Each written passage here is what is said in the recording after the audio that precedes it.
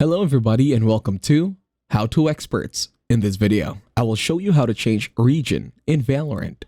To start, open your internet browser, then search for Riot support. In here, select the link that says support.riotgames.com. Once you're now here, scroll down till you see Valorant. In here, you will need to scroll down.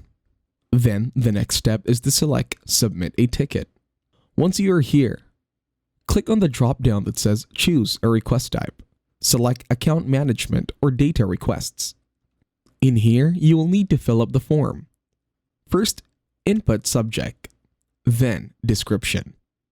Then in here, select your inquiry. Then the next step, input your login name that you are using in Valorant. The important thing is to fill up the form as necessary of all the details. Then select Submit. And that's it. Thank you very much for watching. Please leave a like, share, and subscribe to the channel.